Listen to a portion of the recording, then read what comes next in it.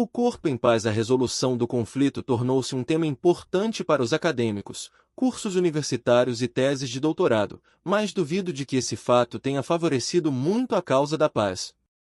Quando comentei com um grupo de diplomatas que só acabaríamos com o terrorismo quando granjeássemos a estima do inimigo, olharam para mim como se eu tivesse enlouquecido. Obtenho a mesma reação sempre que digo que o país mais seguro seria aquele desprovido de um exército e de armas. O Vaticano é um estado assim, bem como Mônaco, Luxemburgo, muitas ilhas do Caribe e do Pacífico, e a Costa Rica, mas nós os descartamos como casos especiais ou como sendo insignificantes demais para serem levados em conta. Os conflitos não são resolvidos quando dois grupos se afastam com uma animosidade residual. O caminho da paz precisa substituir o atual estilo de negociação, o qual obviamente revelou-se inútil. Eu estava na plateia quando perguntaram a um mestre espiritual se a diplomacia um dia teria êxito no Oriente Médio. Como isso seria possível? Respondeu ele. A diplomacia consiste apenas em mentir com elegância. Como comentário, ele sou o verdadeiro.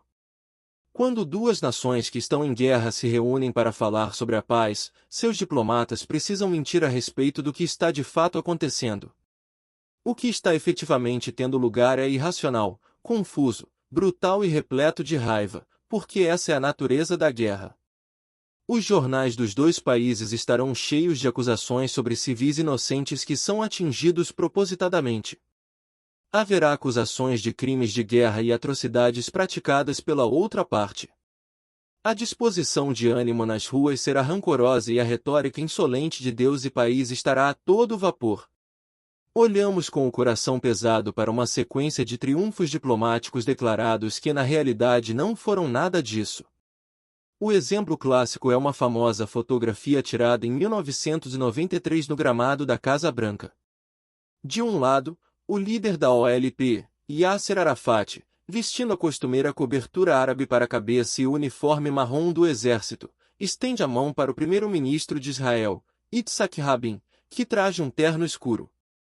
O sol brilha luminoso sobre eles, embora não reluza tanto quanto o sorriso exibido pelo presidente Clinton, cujos braços estão estendidos em um abraço aberto que reúne os dois arqui-inimigos. Que triunfo estavam celebrando! O fato de que esses dois adversários nunca tinham dado um aperto de mãos em público.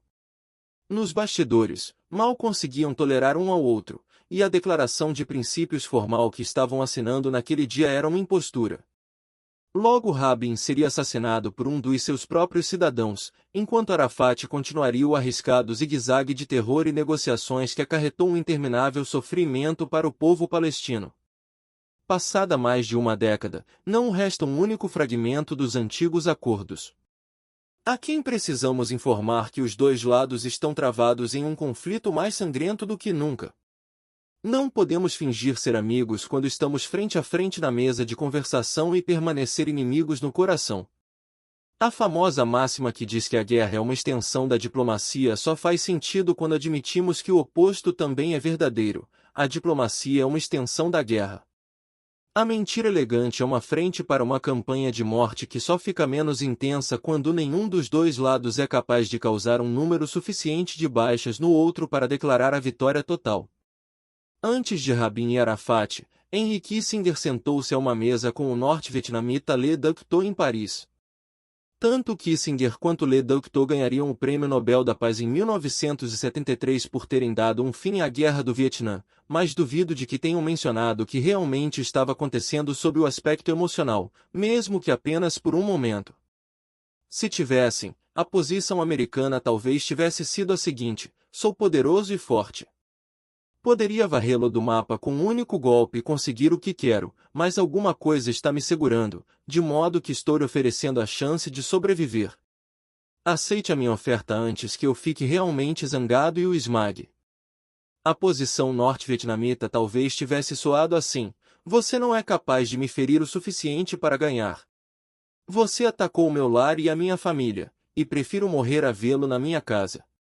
Pensa que sou mais fraco do que você, mas descobri como sou capaz de feri-lo violentamente. Esses são os sentimentos que precisam ser enfrentados pelo caminho da paz.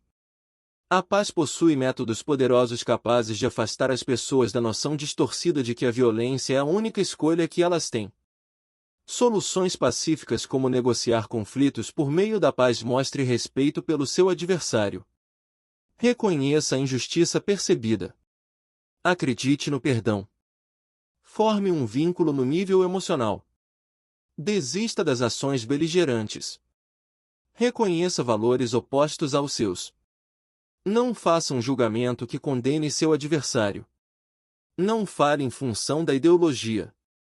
Enfrente o fator subjacente do medo. Por mais sofisticada que a guerra moderna tenha se tornado, as nações parecem negligenciar essas máximas extremamente simples e humanas. Por que precisam nos dizer que devemos respeitar nossos inimigos? Por que nos sentimos insultados quando eles não nos respeitam? Ninguém pode negociar com um adversário desdenhoso e insolente. No diálogo com o mundo árabe, a atitude do Ocidente tem sido um desdém escassamente disfarçado, de modo que é compreensível que tão pouco progresso tenha sido alcançado. Vou reforçar cada item da lista com argumentos que vão além da impostura da guerra. Mostre respeito pelo seu adversário. O erro aqui é substituir o respeito pela força. O argumento do guerreiro é sempre de que o país obtém o respeito espancando o inimigo e impondo-lhe o respeito. No clima atual, esse argumento está sendo promovido como a única maneira de lidar com a mentalidade árabe. Israel adotou essa posição quando prometeu matar um, ou mais, palestino para cada israelense morto em ataques terroristas. Os Estados Unidos e outros aliados aplaudiram, e o resultado hoje é óbvio, pois os territórios ocupados vociferam com uma violência da qual não parece ser possível escapar. No entanto, os árabes e os israelenses moram a quarteirões de distância uns dos outros em Jerusalém. Os palestinos que cruzam a fronteira para trabalhar em Israel são um fator primordial na economia dos dois países. De muitas maneiras, não podem viver um sem o outro. Mas não existe um respeito fundamental entre eles. Para uma pessoa de fora que não pertença a nenhuma das duas religiões, as reivindicações com relação a Jerusalém como cidade santa parecem iguais. O respeito pertence às duas crenças. Os negociadores profissionais já me disseram inúmeras vezes que obstáculos aparentemente intransponíveis se dissolvem quando cada adversário realmente acredita que o seu lado está sendo tratado com igualdade. Esse é um princípio básico no caminho da paz, mas, até que as partes inimigas hajam motivadas por ele, as disputas do tipo que campeia no Oriente Médio continuarão a existir. Reconheça a injustiça percebida. O erro aqui é acreditar que somente você foi ofendido. Toda disputa gira em torno dessa percepção. Ambas as partes sempre acham que alguma coisa lhe é devida. No entanto, se você sente que foi injustiçado, precisa admitir que o outro lado tem os mesmos sentimentos. No fim da Segunda Guerra Mundial, como uma maneira de subjugar a Alemanha, os aliados lançaram bombas incendiárias sobre a bela cidade medieval de Dresden, um dos destaques da cultura alemã.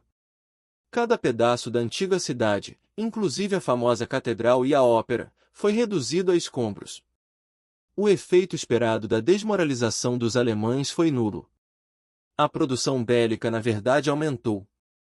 Na percepção dos alemães, e da história em geral, os aliados cometeram um crime de guerra. As forças que executaram o bombardeio argumentaram que a destruição de Dresden foi insignificante em comparação com as atrocidades cometidas por Hitler, e no entanto a injustiça percebida foi real. O caminho da paz não pode prosseguir enquanto cada um dos lados não reconhecer os atos que praticou. Acredite no perdão. Quando genuíno, o perdão encerra um tremendo poder de cura. Nada que a mente possa oferecer, desculpas, a promessa de uma indenização, justificativas de certo e errado, é um substituto para o sentimento de que você pode perdoar alguém que o magoou. Ainda estou impressionado com o perdão não declarado que um Japão derrotado vem mostrando aos Estados Unidos desde a Segunda Guerra Mundial. Em acréscimo às 2 bombas atômicas lançadas em Hiroshima e Nagasaki, centenas de milhares de cidadãos japoneses foram mortos pelas terríveis bombas incendiárias que choveram não apenas sobre Tóquio, mas também sobre todas as cidades importantes do país. Metade da população de cada cidade morreu, pois a casa japonesa típica de madeira e papel é completamente vulnerável ao fogo. Se bombardeios nos fizessem perder metade da população civil de Chicago, Detroit, São Francisco e de todas as outras áreas urbanas do país, será que estaríamos tão prontos a perdoar? Desde os atentados de 11 de setembro, creio que os americanos têm esperado em silêncio, furiosos, um pedido de desculpas do mundo árabe, o qual eles merecem. No entanto, por sua vez, o mundo árabe está esperando em um silêncio furioso as desculpas do Ocidente pela era humilhante do colonialismo e pelo desprezo injustificável do orgulho árabe depois da Primeira Guerra Mundial, quando os aliados desmantelaram autocraticamente o Império Otomano. A verdade é que eles também merecem um pedido de desculpas. O simples ato humano de apresentá-lo não ocorreu a nenhum dos dois lados. O caminho da paz afirma que isso é preciso. Forme um vínculo no nível emocional. Pode ser frustrante perceber que as guerras começam porque as pessoas não gostam umas das outras. Às vezes, isso se reduz apenas a duas pessoas. Na década de 1960, as conferências de paz em Viena entre os Estados Unidos e a União Soviética fracassaram porque o presidente John F. Kennedy e o primeiro-ministro soviético Nikita Khrushchev tornaram-se inimigos pessoais. As emoções estão diretamente ligadas a uma parte subverbal do cérebro antigo. Sentir que podemos confiar em alguém conta muito mais do que apenas pensar que podemos. A determinação dos Estados Unidos e da Inglaterra de provocar o colapso do comunismo é amplamente atribuída à sintonia emocional existente entre o presidente Ronald Reagan e a primeira-ministra britânica Margaret Thatcher. Por outro lado, nenhum líder de Israel já se sentiu emocionalmente à vontade com Yasser Arafat. O mundo chorou o assassinato de Anwar Sadat em 1981, no Egito, porque ele foi o primeiro líder árabe a formar um genuíno vínculo emocional com a oposição. No entanto, esse vínculo foi considerado seu maior crime aos olhos dos fundamentalistas que o assassinaram. O caminho da paz nos diz que o vínculo emocional, o sentimento de que a confiança e a amizade são possíveis, precisa estar presente. Desista das ações beligerantes. Nas negociações convencionais, um país só é vencedor quando detém uma posição de poder. Por conseguinte, é normal continuar a golpear o inimigo durante as conversações de paz. Kissinger começou a negociar secretamente com os norte-vietnamitas em um apartamento de Paris em 1969, enquanto os Estados Unidos davam seguimento às suas intensas agressões. Essas primeiras conversações fracassaram e a posição americana continuou a ser de que apenas a constante aplicação da guerra conduziria à paz. Milhares de vidas foram perdidas devido a essa convicção, e o resultado final não foi a vitória ou mesmo o objetivo político declarado de salvar o Vietnã do Sul. A principal razão pela qual ainda acreditamos que a luta traz o oponente à mesa de conversações é o fato de que as guerras quase sempre terminam com um dos lados sendo esmagado. As verdadeiras conversações de paz seriam aquelas que começariam com a interrupção do ataque. No conflito do Iraque, depois da queda de Saddam, os Estados Unidos acreditavam que, sem uma pressão constante sobre os rebeldes, não haveria nenhuma esperança de negociações, embora a cada dia da luta atraísse para o país um novo fluxo de terroristas e jihadistas. Mas se tivéssemos parado de lutar, o outro lado não compreenderia que poderíamos recomeçar a qualquer momento? A ameaça do reinício da guerra não estaria descartada. Nenhum gesto expressa mais sinceramente o desejo de paz do que o fato de um dos lados interromper a ação beligerante.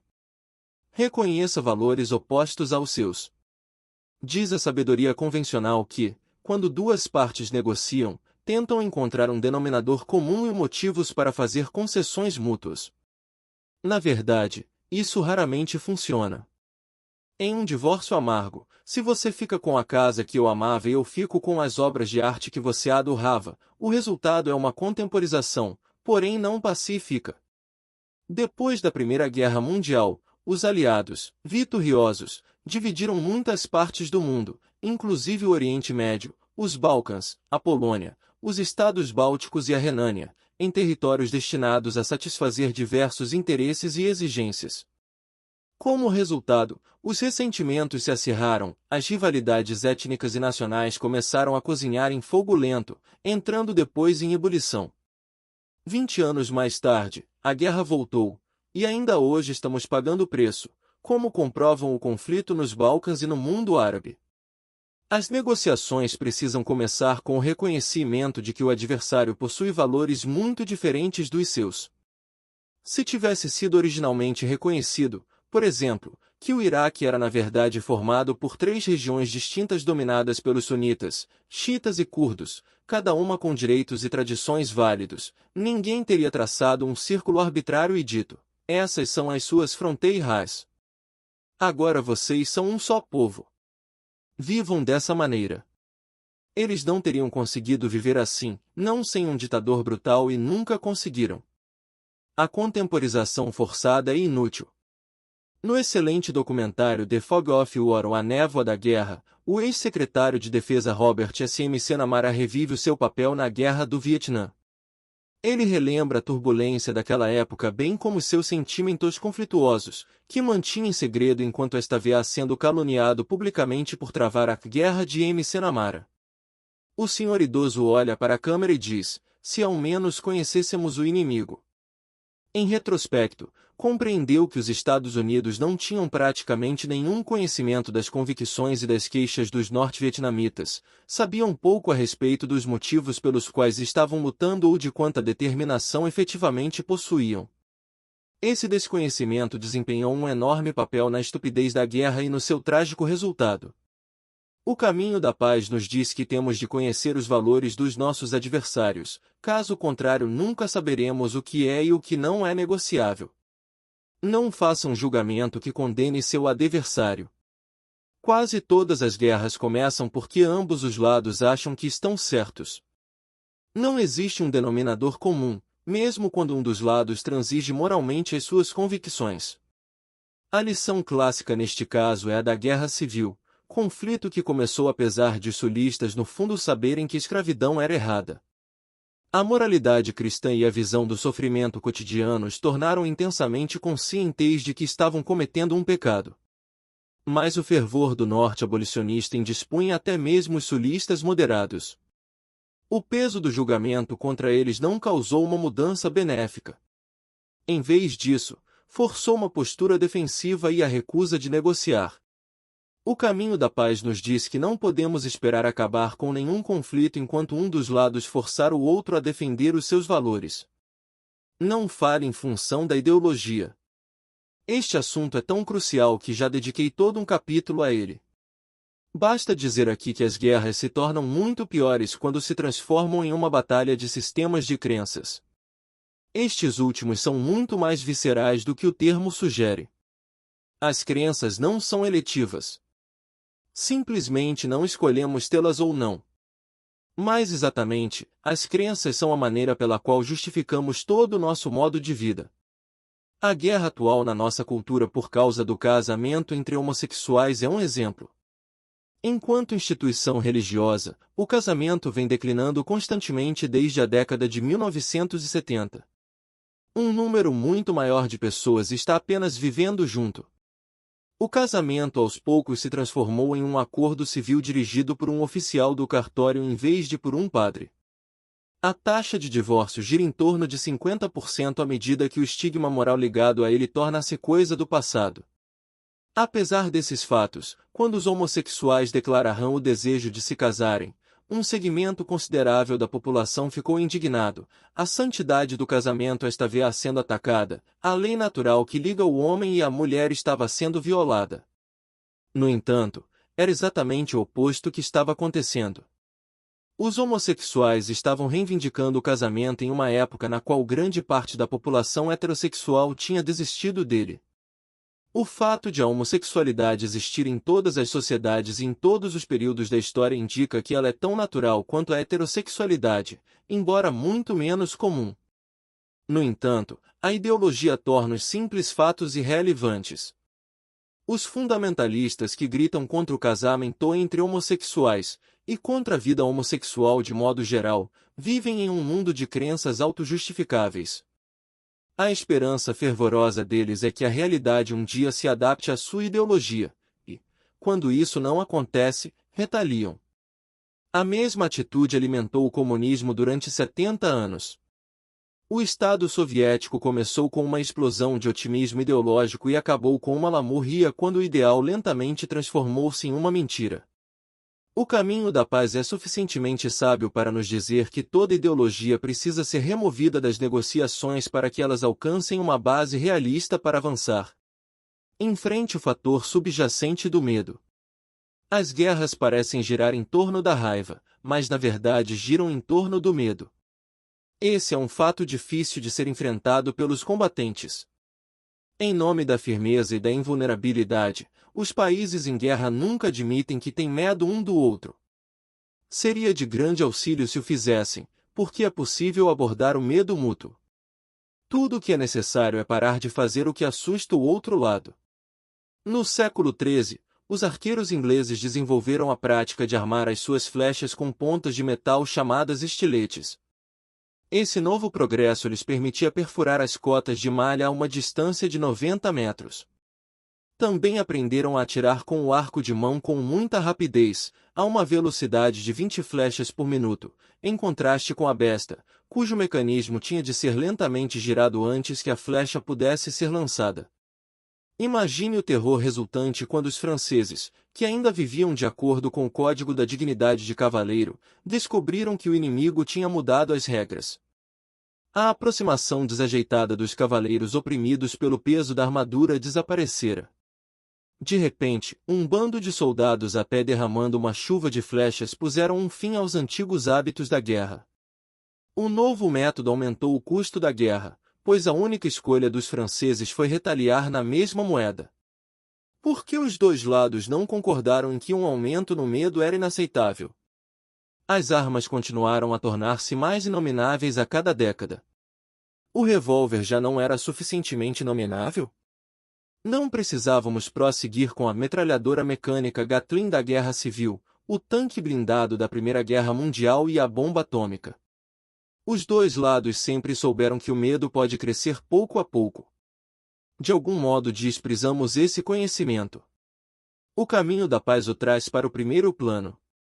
Não existe justificativa para vivermos no medo.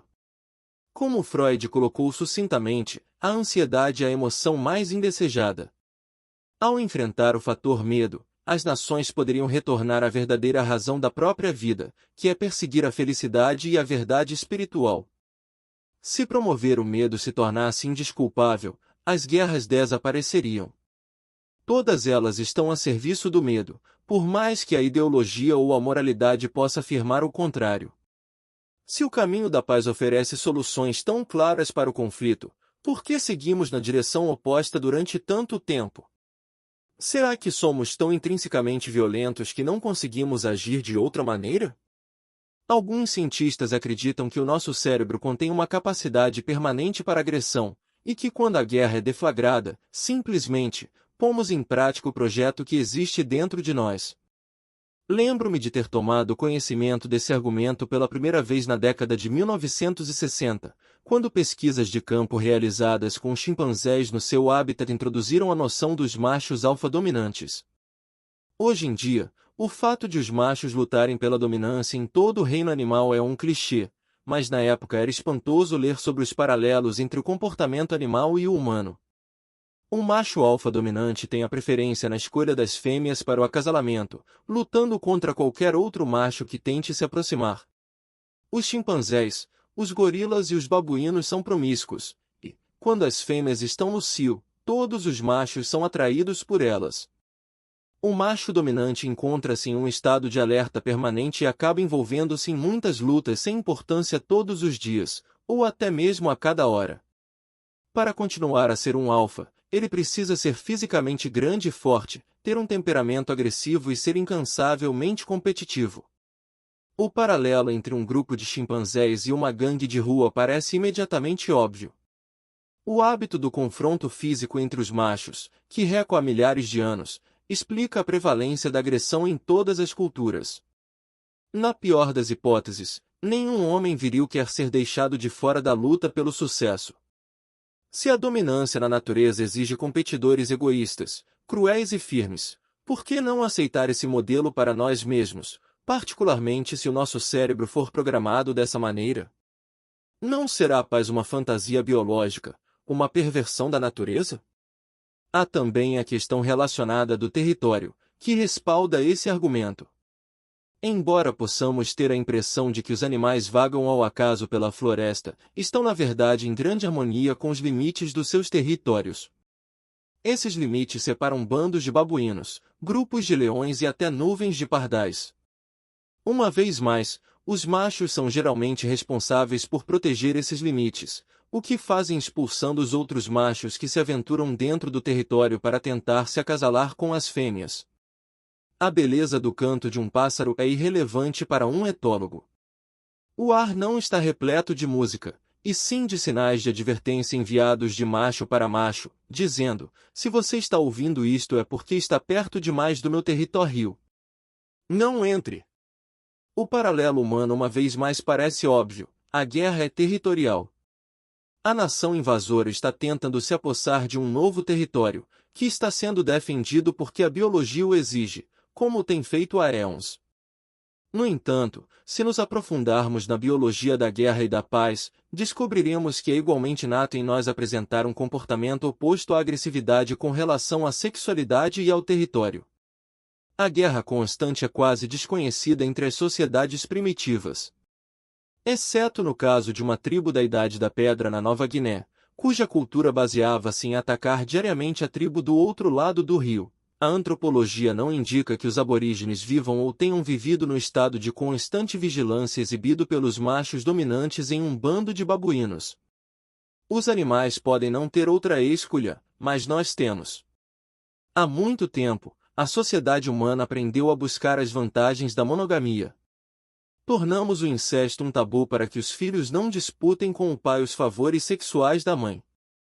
Os homens aprenderam a se unir como amigos. Encontramos substitutos para a guerra no combate simbólico dos esportes e dos jogos. De muitas maneiras, a nossa adaptação moveu-se constantemente na direção da paz. As mulheres menstruam, o que é o mesmo que estar no estro para os nossos parentes primatas, mas há muito tempo desenvolvemos um novo uso para a sexualidade, o prazer. O contato sexual que dura apenas alguns segundos, como acontece entre a maioria dos primatas inferiores, encerra pouco prazer, porque o animal precisa estar sempre à espreita dos machos concorrentes. Retiramos o sexo da visão pública e o tornamos íntimo. Dessa maneira, quase todas as questões da dominância tornaram-se irrelevantes. Não existem outros machos por perto durante o ato sexual. Quanto ao efeito excitante dos feromônios, ambos os sexos os emitem, no entanto não afirmamos que as mulheres são compelidas à violência por eles. Os feromônios conferem um significado subjacente à atração sexual, mas do ponto de vista biológico essas substâncias químicas assumem o seu lugar em uma complexa dança hormonal que está tão relacionada com o desenvolvimento da função saudável dos órgãos quanto com afetar o comportamento social. O fato de as fêmeas quererem atrair os machos e vice-versa é tão fundamental para uma sociedade pacífica quanto para uma que esteja em guerra. Nós não equiparamos a atração à luta. Eu poderia mencionar muitos pormenores do comportamento animal para respaldar o argumento de que a dominância masculina é apenas um dos fatores pelos quais uma criatura se adapta ao ambiente. Hoje se sabe, por exemplo, que os machos alfa não são tão bem-sucedidos assim. Jovens machos se infiltram e também procriam, pois é o que eles obviamente têm que fazer para que a linha genética permaneça forte. Achei divertido observar como os ornitófilos ficaram surpreendidos ao descobrirem que a fêmea do humilde pardal inglês não é fiel. Mesmo depois de formar um casal com um único macho, as fêmeas dos pardais convidam outros machos para o acasalamento quando o marido está fora, o qual, como sempre, é o último a saber.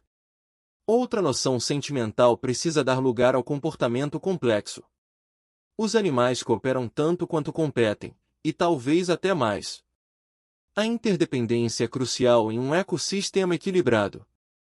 Apesar do impulso de sobrevivência, todas as espécies aprenderam a compartilhar o território e a comida. O leão quer devorar a gazela, mas não pode ficar à espreita perto da cacimba o tempo todo. E melhor para os leões deixar as gazelas beberem água, caso contrário, as presas morreriam de sede. O cuco joga fora os ovos que pertencem ao ninho de outro pássaro e os substitui pelos seus, mas esse comportamento é raro. A norma é respeitar os ninhos dos outros depois que são construídos. De uma maneira extremamente intricada, as ordens dos animais aprenderam que o compartilhamento, o altruísmo e outras supostas funções superiores favorecem a sobrevivência. O conceito darwiniano original da sobrevivência do mais apto não mais se sustenta como um fato manifesto e evidente. A natureza é uma dança de adaptações que se revelam incrivelmente flexíveis e engenhosas quando realmente as observamos. A evolução é criativa.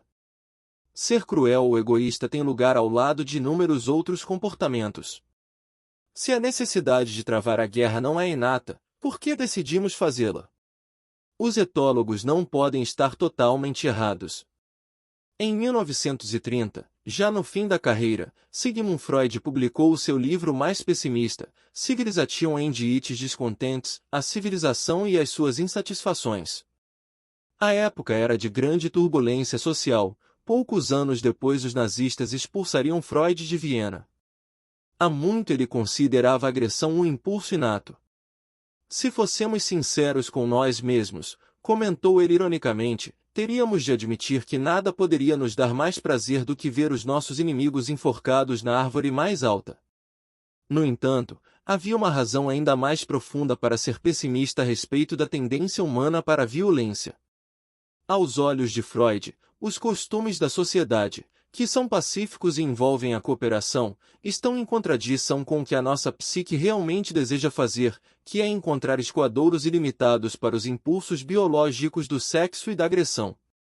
No nível inconsciente, diz ele, todos traduzimos em ação essa contradição, estamos divididos entre o que queremos fazer e o que deveríamos fazer segundo uma moralidade que proíbe o incesto, a guerra, a promiscuidade sexual e a violência desenfreada.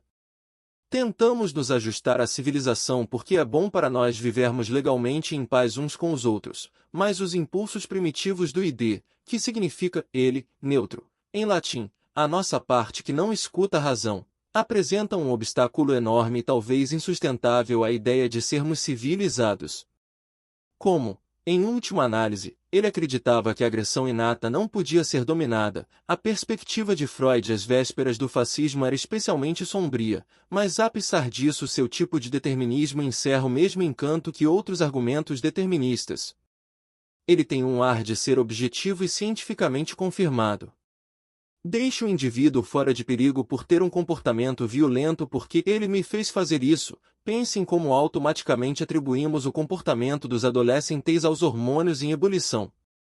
Ele poderia ser o gene, o cérebro inferior, o id de Freud ou algum outro acionador. A simplicidade do determinismo é confortante.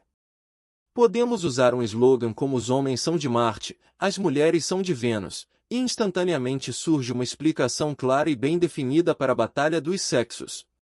Todos os argumentos deterministas sofrem da mesma fraqueza gritante, não levam em consideração os indivíduos que se libertam do claro padrão habitual. Sem sombra de dúvida, existem homens que não são agressivos e egoístas, e outros que compreendem e demonstram empatia pelas mulheres. Existem pessoas espirituais que genuinamente transcendem a violência.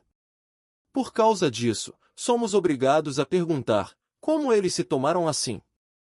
De algum modo essas pessoas abriram caminho através da biologia, de modo que não é possível afirmar que a biologia determina o comportamento. Dizer que a Santa Ceia de Leonardo é produto da biologia soaria ridículo, embora a arte possua raízes primitivas. Afirmar que a guerra é atribuível à biologia encerra o mesmo tipo de simplificação exagerada. A arte e a guerra são criações sociais complexas expressas através das pessoas, cada uma das quais é uma combinação única de biologia e muitos outros fatores. Como todas as culturas produzem arte, fazem amor, cuidam das crianças, cultuam Deus e sentem admiração e assombro, por que deveríamos considerar a violência dominante apenas por ela ser preponderante? O caminho da paz não nega a biologia. O fato de que a violência faz parte da nossa natureza é indiscutível. Para ser sincero, você e eu provavelmente temos estado mais fascinados pela guerra do que queremos admitir.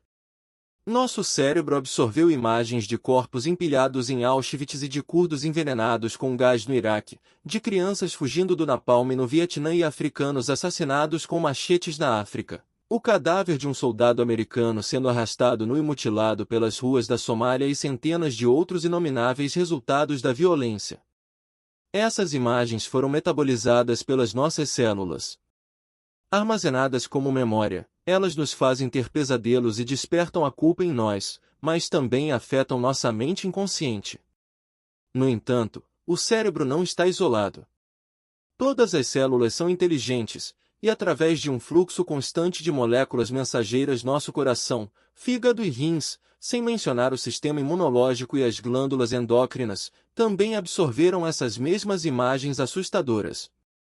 Não é necessário estar na frente de batalha para sofrer os efeitos da guerra. Qualquer pesquisador de laboratório pode expor um voluntário a imagens de guerra e detectar importantes mudanças em todos os sinais vitais. Você e eu temos vivido essa situação desde que nascemos. Quando assisti aos vídeos repugnantes de Daniel Per, o repórter do Wall Street Journal que foi sequestrado e posteriormente decapitado pelos jihadistas no Paquistão, senti o meu coração bater mais rápido devido à ansiedade. E, embora a elevação da pressão sanguínea não seja algo de que possamos estar subjetivamente conscientes, eu sabia que isso também devia estar acontecendo, porque naqueles momentos eu estava assimilando a assustadora situação na qual o bravo prisioneiro se encontrava. A partir de um argumento mais esotérico, eu sugeriria que a violência polui o corpo emocional, um conceito inaceitável para a medicina tradicional, mas ela não precisa fazê-lo. As imagens por ressonância magnética proporcionam evidências físicas de que o cérebro exposto a um estresse elevado funciona de uma maneira diferente do cérebro normal, e isso é verdade quer o estresse seja físico, quer emocional.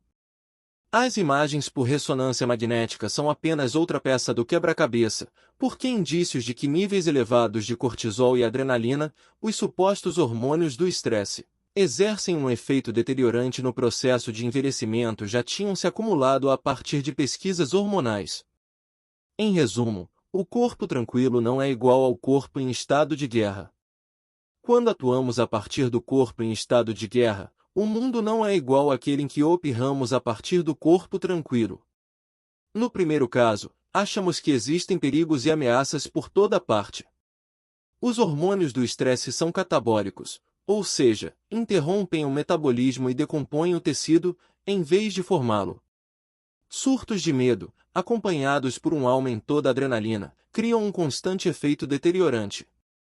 Observamos acentuadamente essa situação no rosto esquelético e sombrio dos cidadãos de qualquer lugar como Sarajevo, onde o cerco durou tempo demais e o corpo foi além dos seus limites de resistência. O corpo em guerra é mais prejudicado sempre que três condições estão presentes com força total. A violência circunvizinha é inevitável.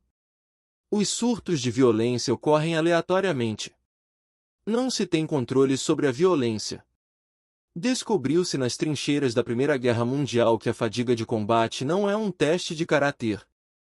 Todo soldado, se exposto durante um tempo suficiente ao fogo da artilharia e privado de descanso, sofrerá um distúrbio mental. Mas na Primeira Guerra Mundial sempre havia uma frente interna livre do tiroteio. Não temos tanta sorte hoje em dia.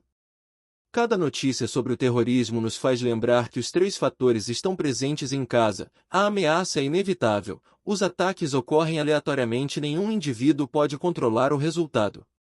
No filme Fahrenheit 11 de setembro, é feita a acusação de que esses fatores estão sendo manipulados por políticos inescrupulosos. Os níveis de alerta, hoje familiares, que vão do verde ao amarelo, ao laranja e ao vermelho não são apenas alertas, são um barômetro de medo que pode ser usado indiscriminadamente pelos que têm sede de poder. Uma vez que o nosso corpo transforma automaticamente esses níveis de alerta em níveis de ansiedade, perde-rão o efeito com o tempo, como era de prever. Uma espécie de fadiga de combate civil se manifestou e pessoas que um dia foram sacudidas pela ameaça estão começando a considerar exaustiva a constância da ameaça. Executamos a rotina de estar em estado de alerta, quando a realidade subjacente é que é difícil manter a vigilância mesmo nos níveis mínimos. Por mais indesejável que a notícia seja para as autoridades, o corpo tranquilo é mais forte do que o corpo em estado de guerra. Quando você conseguir se libertar do estresse aleatório e incontrolável que está sempre presente, o seu corpo começará a ficar em paz.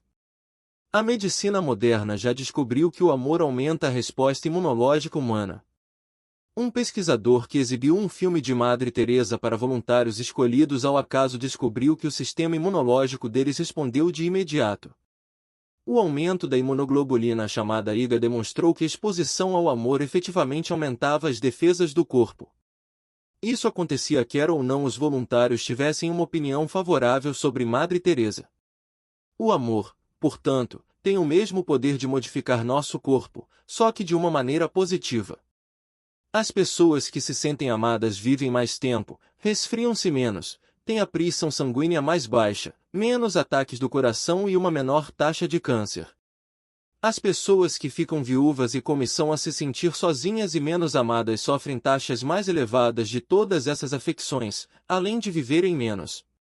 Não é possível usar o estresse, sob a forma de constantes lembretes sobre o terror, para criar a paz no corpo. Os mecanismos simplesmente não estão presentes. Levando a paz ao corpo, não fique remoendo eventos estressantes. Evite tornar-se viciado em mais notícias. Pense a respeito do medo de uma maneira sensata e razoável. Compreenda que resultados positivos são possíveis. Discuta o que sente com os outros, trabalhe junto com eles para modificar o estresse. Sempre que puder, permaneça no controle. Não deixe o caos dominar.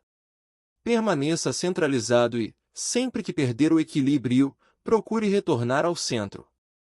Encontre um escoadouro para a raiva e a ansiedade. Essas são sugestões sensatas, mas me pergunto quantas pessoas costumam utilizá-las.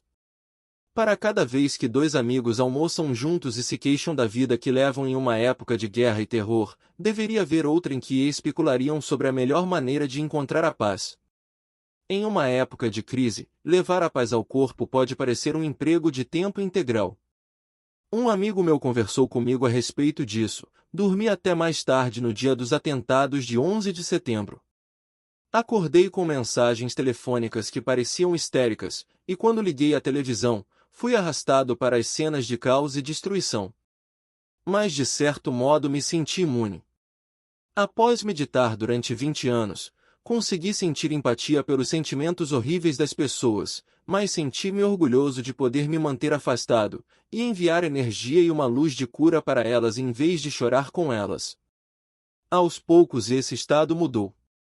Tornei-me viciado nas notícias da televisão a cabo. Expus-me a cada detalhe da guerra do Afeganistão. Acompanhei os problemas das famílias depois dos atentados de 11 de setembro e ouvi cada palavra das gravações do jato que foi derrubado na Pensilvânia, bem como as mensagens telefônicas deixadas pelas pessoas nas Torres Gêmeas que sabiam que iam morrer. Eu ansiava por essas informações. Queria estar ligado. Mas foi então que coisas que eu não desejava começaram a acontecer. Comecei a me envolver com os sentimentos negativos, atormentando-me a respeito de fantasias de vingança contra os canalhas terroristas. A ideia de ir para a guerra começou a me entusiasmar. Todos aqueles anos de meditação serviram para alguma coisa? Não, mas como todo mundo tenho que lutar contra a escuridão. Quando notei o que estava acontecendo, caí fora. Não sou mais um viciado em notícias de guerra e é impressionante observar as pessoas que são. Elas parecem irreais para mim. Creio que a minha única vantagem com relação à maioria das pessoas é o fato de eu saber que não posso deixar a escuridão vencer, e a minha visão espiritual me diz que isso não vai acontecer. A vida espiritual consiste em encontrar um centro e se agarrar a ele. A negatividade pode dar a impressão de ser o seu centro. Se você se agarrar sombriamente à convicção de que essa é uma guerra e que os nossos inimigos malignos devem ser eliminados, esse núcleo de determinação é psicologicamente real, mas não é o seu núcleo. Você precisa enfrentar o fato de que não apenas o seu corpo, como também o corpo político é afetado pela violência. Quando você se vê obcecado pela guerra e pela violência, está enfaticamente atraindo o que os outros sentem. Essa osmose não é perniciosa em si. A consciência coletiva faz parte de você. Mas não é o seu eu real, e se você confundir o que os outros sentem com o que você sente, estará colocando o seu corpo em guerra por um mau motivo, porque todo mundo está fazendo isso. O meu amigo que tinha sido sugado pela histeria da guerra reverteu o processo, compreendeu que acompanhar os acontecimentos negativos diários não encerrava em nenhum mérito. Recuou e se perguntou como realmente queria se sentir. Independentemente do que os outros pudessem vivenciar, ele pessoalmente experimentava a guerra como estressante, como uma condição negativa na qual ninguém o estava forçando a penetrar. Assim sendo, parou de participar da mentalidade de guerra. Dizer tudo isso não é a mesma coisa que vivê-lo. Precisamos trazer paz ao nosso corpo e depois, na ausência do tumulto, poderemos encontrar aquilo a que queremos nos agarrar. A espiritualidade sem um núcleo de paz é muito limitada. Conheci recentemente um homem que possuía extraordinários dons de cura. Ele não precisava tocar as pessoas que estavam doentes. Bastava que apontasse um dedo para elas e elas frequentemente começavam a tremer, a enxergar uma luz interior e a ficar sem forças para se levantar. Esses são reconhecidamente os sintomas clássicos da cura pela fé. Esse homem parecia ser capaz de fazer as doenças desaparecerem, independentemente de como expliquemos o processo. No entanto, no que dizia respeito à guerra, ele me disse resolutamente que apoiava os ataques preventivos contra os países terroristas e que acredita ver firmemente que o Iraque possuía armas de destruição em massa, que astutamente esconderam antes da guerra.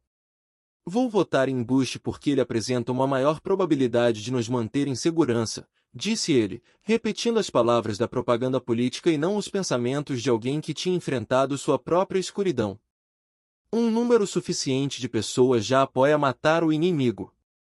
A beligerância e o medo não precisam da sua ajuda, caso você tenha achado que corríamos o perigo iminente de uma explosão de paz. Mesmo que a Coreia do Norte ou o Irã seja obrigada a se livrar das armas nucleares em algum ponto do futuro, ainda vale a pena levar paz ao corpo.